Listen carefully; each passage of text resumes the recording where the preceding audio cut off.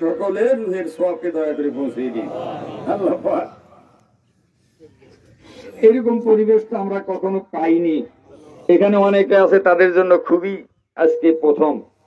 আল্লাহ রোদের মধ্যে আমরা তোমার কাছে ফরিয়াদ জানাই, আমাদের গুনাহ তুমি দয়া করে মাফ করে, গুনাহ আল্লাহ তুমি দয়া করে মাফ করে দাও।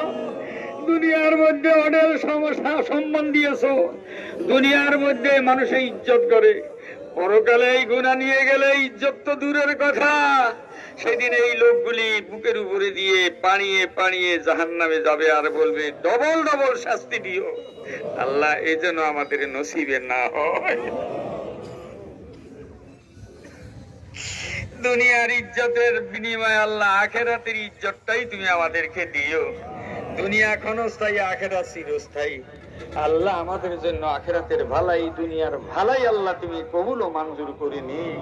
রব্বানা আতিনা ফিদ দুনিয়া হাসানাতাও ওয়া ফিল আখিরাতি হাসানাতাও ওয়া কিনা আযাবান নার। আমরা এখানে অনেক হাত তুলেছি, মাইকিং শুনে আমাদের ডাকে, সাহেবদের ডাকে, ওলামাদের ডাকে, সাধারণ মানুষের ডাকে অনেকেই এসেছে। আল্লাহ এই প্রচন্ড খরা তাপ রোদের মধ্যে দাঁড়িয়ে আছে, অনেকে অসুস্থ আছে, অনেকে বৃদ্ধ আছে, শিশুরা আছে। হাতটা কোন মুখটা তোমার কাছে পছন্দ জানি না। আল্লাহ তুমি হাত মুখে বুঝিলে আমাদের দোয়া কবুল মানুষ। আল্লাহ তুমি আল্লাহ পশু পাখিদের দোয়া তুমি দয়া করে কবুল করে। আল্লাহ তুমি মেহেরবানি করে আমাদের যত সকল আত্মীয় স্বজন কবরে শুয়েছে তার জনমুখী না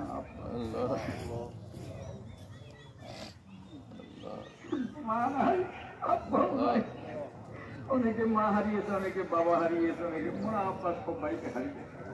দাদা দাদি, নানা নানি, বাবু, খালা খালু, মামা মামি, চাচা চাচি, শ্বশুর শাশুড়ি, আত্মীয় স্বজন, এগানা বেগানা প্রতিবেশী, মহব্বতের লোকগুলি যে যার যেখানে কবরে শুয়েছে আল্লাহ তুমি সকলের রূহের পথকে দয়া করে বলছেন।